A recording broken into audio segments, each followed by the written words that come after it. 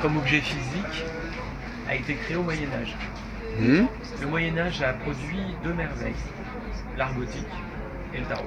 Et l'art gothique, c'est les pierres, C'est ça. bien sûr. Voilà. C'est bien dit, c'est bien dit. Et sachant que ceux qui ont créé le tarot sont les mêmes qui ont créé les cathédrales, On renvoie d'ailleurs à la maçonnerie quelque part. on renvoie à la maçonnerie, on renvoie à l'alchimie, on renvoie à ceux qui possédaient le savoir Mmh. à l'époque, qui étaient détenteurs du savoir-faire et du savoir. Maintenant, l'origine philosophique, Oui. spirituelle du tarot est beaucoup plus ancienne. Oui. L'ancienne, c'est l'hermétisme.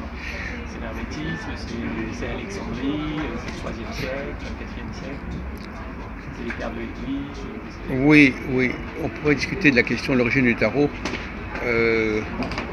Parce que l'ensemble, enfin ce qu'on appelle les arcanes majeures, d'où ça, est-ce que ça correspond le choix des 22 arcanes? Est-ce que c'est un choix aléatoire de symboles ou est-ce que ça correspond vraiment à une structure bien définie Moi je pense que ça correspond à une structure bien définie, narrative, mais pas que.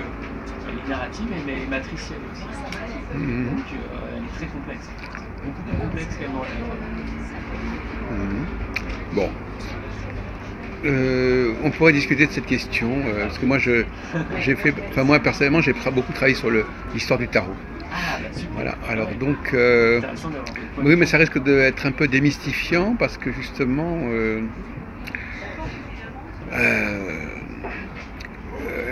par exemple, est-ce que d'où vient est-ce que vous croyez que les 22 arcanes ont la même source, la même origine, ou est-ce qu'elles ont des origines diverses? C'est pareil, c'est vrai aussi pour le Zodiac, qui est aussi une série comme ça. On croit que le Zodiac est une totalité d'un seul tenant, alors qu'en réalité, il y a des éléments divers qui ont pu intervenir. Ouais, mais c'est ça qui est formidable, c'est qu'on est aussi une conscience collective.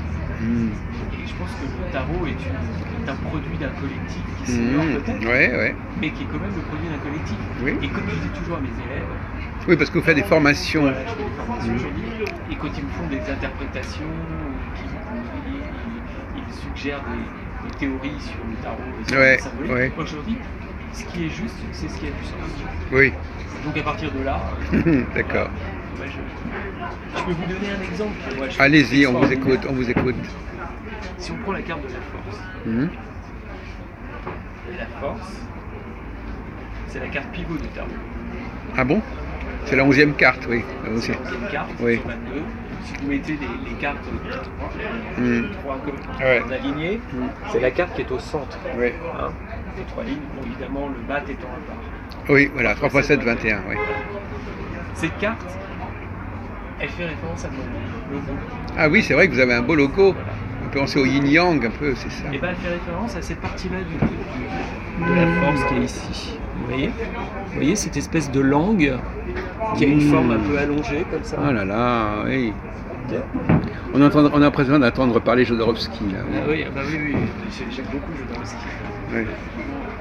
Et vous voyez, c'est ce que ça représente. Pour moi, ça représente l'unité originelle. Le point là, ça représente l'unité originelle. Oui. Ça représente l'espace-temps qui est créé par le monde dans lequel on vit, donc par la naissance du monde en fait, avec les deux pôles qui créent la dualité ou la polarité. Ouais. Et ça c'est l'objectif, mais un objectif de réunification, comme dirait You, de réunification. Ah oui. Et donc en fait, tout ça, cette dynamique, on part d'une unité, on est séparé en deux polarités et on revient à une unité, c'est toute la dynamique du tarot. C'est cyclique finalement, quelque part. C'est cyclique mais en spirale. Oui, d'accord. Oui. Et toute la dynamique du tarot, et la clé du tarot, le mode de fonctionnement du tarot, de la philosophie du tarot, elle est au centre de la force. On n'a pas pensé à ça. Il y a l'œil, on voit l'œil du lion, oui, effectivement. Et l'œil est dessus comme effectivement... Et c'est vous, ça vous est venu, c'est à vous, oui, c'est ça, vous avez vu cette découverte structurelle. Ouais. Je l'ai vu nulle part. Oui, voilà. Maintenant, vous savez que le savoir du tarot appartient à personne. Oui, donc finalement, par exemple, il y a des cartes. Prenons par exemple la roue de fortune. À votre avis, d'où elle sort la roue de fortune? Vous croyez que c'est un ensemble complètement cohérent? En réalité, il y a plusieurs lames du tarot, comme la roue de fortune, le diable, et la mort, qui appartiennent au monde des enfers et au calendrier des bergers, ou les livres d'heures. Alors, livres d'heures, il y a des parties sur la mort, sur l'enfer. Et il semble que, par exemple, pour vous, la roue de fortune. Alors, la roue de fortune, est-ce que vous savez que dans l'enfer, la roue de fortune, la roue est un supplice. Un instrument de torture. Voilà, un instrument de torture. Et on voit les damnés comme ça sur des roues. Et alors, ça aboutit à la roue de fortune. Et la plupart des gens qui travaillent sur le tarot n'ont pas conscience de cela. Donc, si vous lisez, par exemple, vous pouvez le trouver assez facilement, le calendrier des bergers, vous verrez qu'il y a beaucoup d'images et dont certaines se retrouvent dans le tarot. Ah oui, c'est intéressant. Donc c'est pas forcément un ensemble, c'est comme dans les cristaux d'une cathédrale. Tout à fait. Pourquoi est-ce qu'on a pris telle et telle illustration pour telle et telle fenêtre, etc. Souvent c'est assez aléatoire. Par exemple, s'il y a par exemple 12 fenêtres ou 15 fenêtres, il faut trouver 15 histoires, 15 sujets. Mais ça ne va pas plus loin. C'est-à-dire qu'en fin de compte, c'est... Maintenant, il y a quand même des choses intéressantes, par exemple, dans l'initiation d'Isis en Égypte, où on a les 22 étapes. Ah oui, aussi, oui. Ouais. Et donc, il y a quand même plusieurs choses qui se recoupent. Et je pense que le tarot, c'est aussi un objet qui s'est voulu vulgarisant, qui s'est voulu... qui pouvait être facile, qui devait être... Il fallait pas que ça soit hermétique, il fallait pas que ça soit... comment dire, ça l'est, mais il fallait pas que ça soit en apparence, il fallait que ça soit abordable par tout le monde. Oui. Et donc je pense qu'il y a eu un vrai souci de vulgarisation, d'adaptabilité, pour que tout le monde se l'attribue, parce que si on regarde les dessins du tarot, ça a vraiment un côté un peu vulgaire, un peu enfantin en termes de traits, de dessins. La force, par exemple. La force, c'est partie de ce qu'on appelle les vertus cardinales. Ouais. Et d'ailleurs, la force, normalement, c'est le courage, la fortitude en latin. Donc, il y a la force, il y a la tempérance, il y a la justice, et même il y a la patience. Alors, Cour de Géblin qui écrit là-dessus, il dit que le pendu, au départ, c'était la patience. Parce que quand on renvoie le pendu, on voit un homme qui hésite comme ça, peu importe. Je veux dire que donc il y a des éléments de différentes sources, voyez-vous, un peu l'enfer, un peu les 4 vertus cardinales. Et c'est ça. Et je crois que c'est. Et puis ça peut. Alors après, on peut en faire. La mandarole qui est sur les cathédrales avec le monde, etc. Ah oui. Mais parce que c'est une œuvre collective, et puis c'est un collectif qui s'ignore. Oui. Mais en même temps qui est actif, quoi. Il y a les centuries aussi de Nostradamus qui sont probablement aussi une œuvre collective. C'est pas forcément une seule personne qui les a faites. J'aime bien cette idée de travail collectif. À la fois, on produit et puis il y a l'interprétation qui est collective aussi. Exactement. L'interprétation qui parfois transcende le matériau initial. Et c'est ça que je trouve formidable dans le tarot, c'est qu'il est très heuristique. Il fait marcher l'imagination, il inspire, il crée du sens. Alors, je ne sais pas s'il a été créé pour ça, mais en tout cas, c'est la réalité vécue, expérimentée que j'ai moi depuis 20 ans. Il n'a peut-être même pas été créé pour être un objet divinatoire. Les historiens de l'art se sont beaucoup intéressés au tarot et d'ailleurs il y a aussi le jeu de tarot. Il peut s'agir d'un phénomène d'ornement purement esthétique, vivant, quelque chose comme on dit des tableaux intéressants, et puis petit à petit c'est devenu divinatoire. On en a fait quelque chose de divinatoire. C'est même que par exemple dans Nostradamus, il raconte des histoires personnelles et puis on en a fait des quatrains. Ça peut être au départ quelque chose de très très basique, très banal, qui prend une dimension nouvelle, qui échappe même à l'auteur de départ. Alors, est-ce que pour vous le tarot, on va changer un peu de niveau de discussion, est-ce que le tarot parle de lui-même ou est-ce que c'est simplement un support de voyance? Ah, moi je l'utilise pas du tout comme support de voyance. Donc c'est vraiment la carte qui parle d'elle-même. Alors en fait, c'est le tirage lui-même qui devient de la voyance. C'est-à-dire qu'au moment où on tire la carte, c'est là qu'il y a le phénomène médiumnique. ouais, ici, Mais après, la carte, il faut la prendre telle qu'elle est, vraiment. Phénomène de synchronicité, Oui. où la personne tire les cartes pour elle-même, donc c'est son subconscient qui choisit les cartes, parce que le conscient est mis hors jeu du fait qu'il ne voit pas les cartes, elles sont retournées quand il les tire. Donc c'est son subconscient qui tire les cartes, et c'est un dialogue entre lui et lui. Oui. Et le tarologue, c'est l'art de l'interprétation, comme dans l'astrologie d'ailleurs. Alors c'est l'art de l'interprétation, mais il y a quand même aussi le tirage. Alors, c'est quand même le tirage, c'est quand même important, le fait de sortir une carte ou une autre. Oui. Donc ça, alors c'est un phénomène de synchronicité. Oui, c'est ça. Mais alors c'est pas là que mais parce que moi j'aurais tendance à penser, Monsieur Strebel, que c'est comme le moment où on choisit la carte, où la carte est tirée, se tire, qui est vraiment médiumnique, puisque c'est là que tel message va sortir et pas un autre. Tout à fait. Alors est-ce que c'est le client qui doit sortir la carte ou est-ce que c'est le tarologue? C'est le client. Donc lui, ça veut dire qu'il... Quand il parle de lui-même, quand la question... Oui. Parle mais moi j'ai toujours été un peu énervé par ça, parce que la main, je sais pas, si vous mettez par exemple 10 cartes comme ça, que je choisisse telle carte et telle autre carte, c'est vraiment... moi je dis que si la personne est médium, on peut comprendre qu'elle tire la carte, mais ça suppose que tout le monde soit médium. Au moment où la carte est tirée, on est dans un état de médiumnité, forcément. Oui, forcément. Ou alors que le médium nous met en état de médiumnité. Enfin, je ne sais pas si on peut dire ça. En fait, ça c'est la puissance du tarot, parce que le tarot il est constitué d'archétypes et de symboles qui viennent de la nuit des temps, bien au-delà du Moyen-Âge.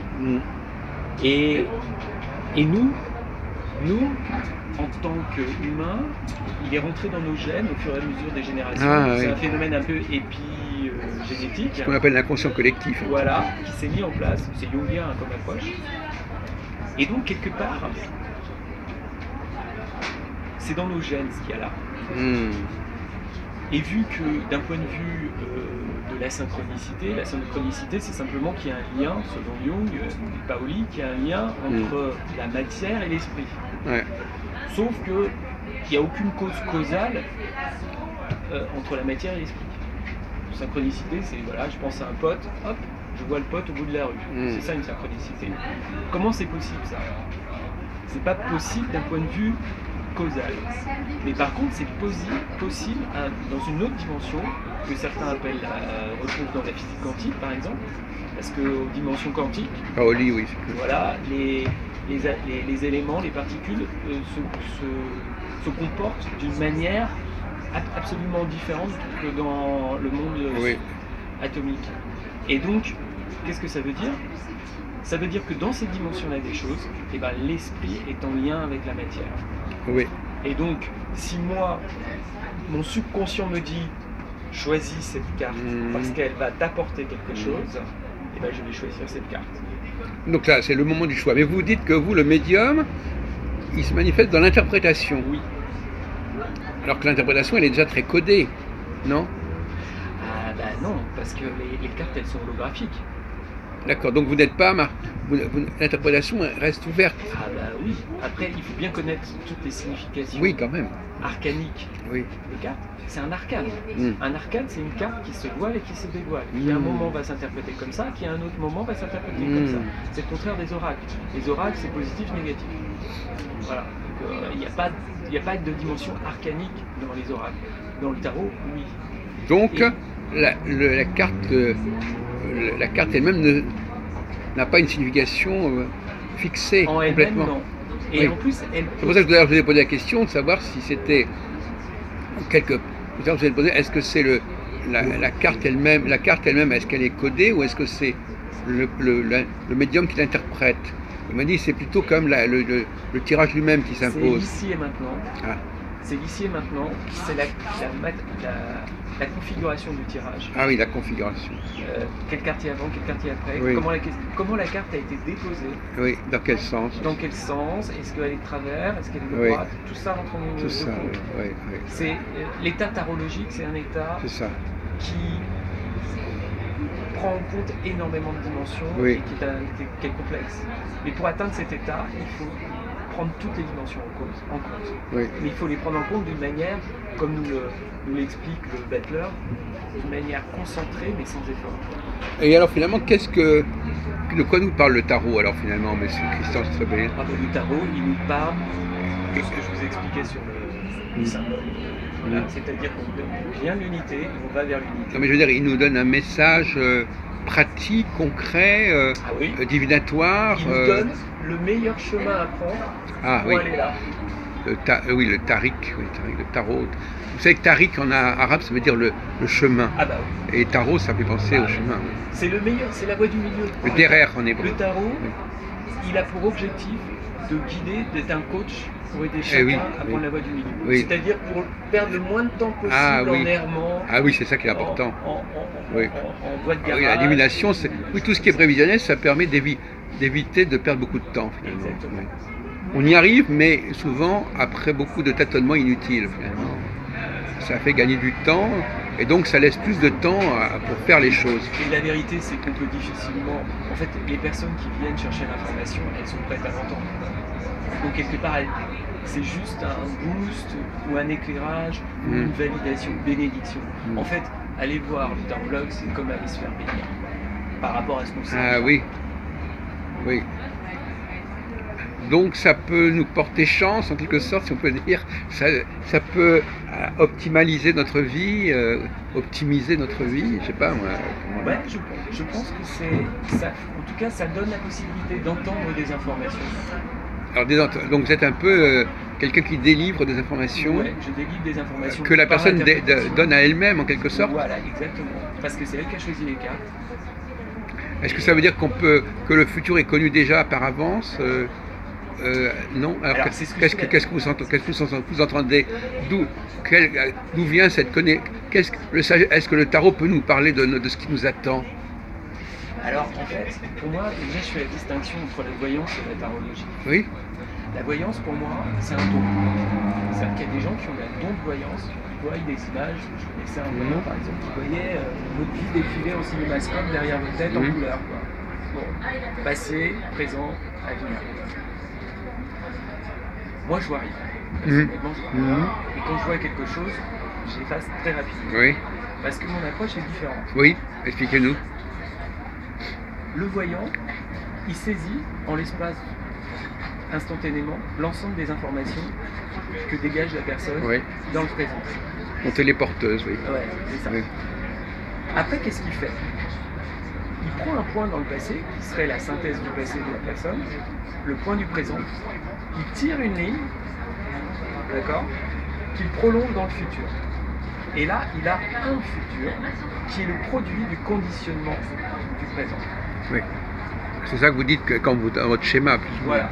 Par exemple, moi, je suis conditionné à gentiment répondre à votre interview. C'est vrai. Et la logique, mon conditionnement présent me dit que cette interview va bien se terminer et que je vais aller au bout de l'interview. Oui. Mais j'ai mon libre arbitre. Au revoir, monsieur.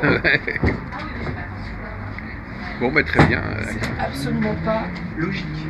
Oui. C'est absolument pas en relation avec le conditionnement qui m'est donné de mon éducation. Interruption volontaire de l'interview. Mais on a tout à fait la capacité de faire ce que je viens de faire. Oui, bien sûr. Donc ça veut dire quoi? Qu'est-ce qu'il fait le tarologue? Lui, il ne va pas aller chercher un avenir produit du conditionnement. Eh oui, eh oui. Il va aller sur l'arc de l'infinité des possibles. Et l'infini, en physique quantique, tant qu'on n'a pas observé, il y a une infinité possible. Eh oui. Quand on observe quelque chose, tout s'effondre, sauf le point qu'on a observé. Ah oui, oui, oui, oui. Voilà. Bon. Et bien ça fonctionne de la même manière. C'est-à-dire qu'un tarologue, il va être complètement ouvert. Quand on est en état tarologique, on est totalement ouvert. Oui. Totalement ouvert. À ce moment-là, le tarologue, il va voir le tirage, la question posée, le tirage qui a été choisi, les cartes qui ont été choisies, et il va éclairer, donner l'information sur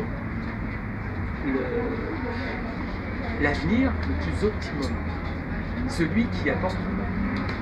Oui, ce qu'on appelle l'optimisation. Oui. Voilà. Celui qui est la voie du milieu, celui qui donne la voie du milieu pour la personne à un moment donné. La meilleure solution. La meilleure solution. Ouais. Après, la personne, elle le prend pour elle ou pas. Elle en fait cas ou pas. Et ça, c'est son libre arbitre. Peut-être que son conditionnement est tellement fort qu'elle n'en fera rien. Ça, on ne sait pas. Après, il y a un travail. Moi, je fais un travail de coaching après aussi, pour éventuellement, si les personnes sont volontaires et motivées, pour les aider à dépasser leur conditionnement. Parce qu'on est tous victimes de conditionnement, bien sûr. Alors finalement, c'est notre moi supérieur qui a la vérité quelque part, enfin, qui connaît la meilleure solution, la meilleure voie pour nous. Bah, non, alors moi je vois même pas ça comme un. Non, je sais pas, non, parce que j'essaie de traduire votre comment vous voyez avec quoi nous communiquons finalement. C'est pas un moi supérieur, c'est qu'on est issus tous des mêmes cellules originelles, des mêmes atomes qui sont apparus au moment du Big Bang. Il se trouve que on a tous en nous cette histoire, d'accord ? Et cette histoire, elle nous ramène à l'unité.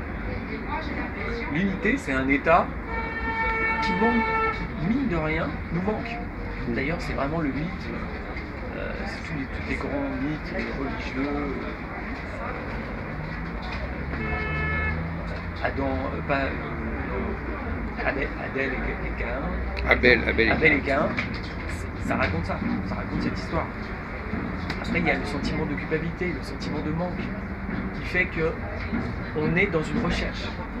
Encore, on rejoint les travaux en psychanalyse, qui est fait par rapport à ça, au manque, etc.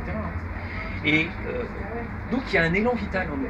Il y a un élan vital qui nous amène à retrouver cette unité. Mais elle est en nous, elle n'est pas au-dessus. Elle est vraiment en nous. Donc nous savons quelque part ce qui est mieux pour nous. On sait, instinctivement ou intuitivement ou profondément, on va vers ça. Après, parce qu'on peut se compliquer la vie et faire des trucs dans tous les sens, mais si on ne se la compliquait pas, on prendrait la voie directe, la voie royale, la voie du milieu. Voilà, c'est ça. Oui. Donc, on peut être éloigné de ce qui nous convient, on peut... Ouais, mais ça peut être aussi par choix. Vous savez, c'est comme les gens qui jouent aux jeux vidéo. Vous savez, des jeux vidéo, des jeux d'arcane, justement, par hasard. Et vous pacifiez, vous êtes à un niveau 1, vous tuez tous les monstres, vous avez récupéré tous les trésors, tous les cadeaux cachés dans le jeu d'arcane. Et puis après, vous avez la possibilité soit de rester dans ce monde pacifié, neutralisé, soit de passer une porte qui vous mènera dans l'autre niveau, où vous allez de nouveau confronter à des monstres et à des trésors à trouver. Ben, les gens ils fonctionnent comme ça. Il y a beaucoup de gens qui décident de s'arrêter dans un niveau et qui finissent leur vie en restant bloqués dans un niveau. Et vous pensez qu'il faut quand même toujours chercher à aller au niveau supérieur? Je ne sais pas, je ne juge pas. C'est-à-dire que peut-être que c'est une expérimentation que les gens ont besoin de faire. Mais quoi qu'il en soit, je dirais quelque part que toute attitude de stagnation ou de refus d'évolution est morbide en soi. Même si c'est une réussite. Même si c'est une réussite, il n'y a rien de pire que les prises d'oreilles. Il faut se remettre en question. Bien sûr. Oui. Constamment. Et donc prendre des risques. Vous avez affaire surtout à des femmes ou à des hommes qui viennent vous consulter? Et à votre avis, ça s'explique comment? Vous avez une idée là-dessus? Je pense que c'est culturel. Un homme, ça se fait pas d'aller voir un voyant ou un tarologue. Est-ce que c'est pas parce que justement les femmes ont plus besoin de ce genre de conseils que les hommes? Je pense que c'est vraiment culturel. D'accord. Quand les hommes viennent me voir, ils sont dans les mêmes problématiques, dans les mêmes questionnements que les femmes. D'accord, oui. Et donc c'est pas une question, c'est culturel. Je pense que c'est culturel. Donc vous travaillez avec quand vous faites un tirage, plutôt les 22 arcanes que vous sortez ou l'ensemble? Les mineurs aussi. Vous tirez les mineurs aussi? Oui. Alors les mineurs par contre, il n'y a pas de mystère. C'est simplement des chiffres, il n'y a pas d'image, il n'y a pas... C'est pas ce que dit Jodorowsky. Ah, oui, alors on peut l'interpréter. Ouais, lui, il va très loin dans l'interprétation du mineur. Il considère que ils ont chacun leur personnalité. Et il va chercher dans des détails très subtils du dessin. Et déjà les honneurs aussi, oui. Oui, les honneurs, oui. Oui. Mais bon. Et ça demande beaucoup d'études. Hein. Le tarot, de toute façon, c'est beaucoup d'années d'études. Oui. Parce que même si beaucoup d'années de fréquentation, c'est pas simplement le fait de connaître la carte, le côté négatif, le côté positif de la carte. Il faut aussi s'en imprégner. C'est une imprégnation. C'est vraiment une imprégnation. Et l'imprégnation, elle prend du temps. Donc finalement, vous, quand une carte sort, ça vous parle tout de suite. Ou alors, enfin, vous combinez, dire, parce que vous êtes très habitué à ces cartes, donc quelque part, elles vous sont familières, ces cartes. Je sais que je pense qu'elles ont... Alors, justement, c'est une question que je me pose, parce que quand j'ai débuté le tarot, que j'ai commencé à faire des tirages, je mettais à peu près 3 heures, 3 heures et demie par consultation. Parce que j'avais besoin de ce temps, des fois je restais bloqué sur la carte pendant de longues minutes. Avec le client en face? Avec le client en face. Pendant 3-4 heures? Quand je ne me faisais pas payer à l'époque. Oui, d'accord. Justement. Ça vous permettait de prendre davantage de temps. Exactement. Et j'étais en formation. Aujourd'hui, le même tirage où je mettais 3 heures et demie pour faire, 20 minutes. Aujourd'hui je mets 20 minutes, exactement. Par contre, attention, parce que quand on pratique beaucoup, on prend des habitudes. Ouais. Et ça, c'est dangereux. Ah. Ça, c'est très dangereux. C'est pour ça que je change mes tirages régulièrement. Ah oui? Parce qu'au bout d'un moment, on a tendance aussi à adopter le tirage type. C'est la routine. La routine. C'est le péril. Donc vous aussi, vous devez... votre client doit se renouveler, mais vous aussi. Ouais. Ah bah oui.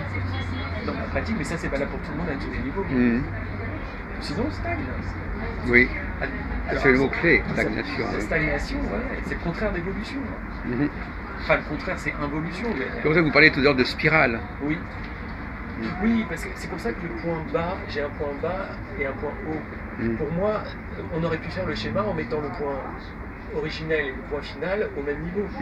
Là, on serait dans une logique cyclique. Et moi, je suis dans une logique de spirale. Oui. Donc, c'est-à-dire que l'information, la dimension phénoménologique, expérimentielle de ce qui s'est passé durant tout cet espace-temps-là crée une connaissance supérieure au point d'origine. Oui. Mais enfin, même dans la cyclicité, il y a aussi une progression de toute façon, de toute manière. On revit. Ouais. Vous-même, par exemple, vous ne vous intéressez pas, par exemple, vous, par exemple, est-ce que vous avez jamais été intéressé par l'astrologie, par exemple? Si, j'adore l'astrologie. Si. Pour moi, c'est comme le tarot. Ah, d'accord. Ça fonctionne pareil, c'est l'analogie. Ah bon? Ça fonctionne sur un phénomène d'analogie. Oui. Et pour moi, c'est des arts complètement équivalents. Mais tout à l'heure, je parlais du zodiaque, effectivement, oui. Et vous n'en faites pas, c'est pas votre sujet. Ça demande beaucoup. Alors, moi, j'ai un esprit plutôt créatif et pas trop taiseux. Donc, le tarot me va mieux que l'astrologie. Mais par contre, ce que j'adore faire, à un moment j'avais réussi à faire ça, mais c'est quand même pas évident parce que ça demande quand même beaucoup plus de maîtrise. Je pense qu'il faut l'astrologie, ça demande beaucoup de maîtrise. C'est-à-dire qu'au bout d'un moment, quand on maîtrise assez, on a assez de connaissances, c'est comme le tarot, quand on a assez de connaissances, au bout d'un moment, on peut faire une lecture. Et faire une lecture d'un thème, c'est comme faire une lecture d'un jeu. D'accord. Et quand on a atteint ce niveau de connaissance suffisamment important, et ben c'est génial parce qu'on rentre dans le thème et on devient un espèce d'oracle, de piti du thème, quoi. En vous écoutant, on a l'impression que vous rentrez dans le thème comme dans un monde virtuel, un peu. Ah oui, moi je pense que oui. Je pense que on rentre dans une espèce de matrice. Matrix. Ouais, c'est ça, ouais.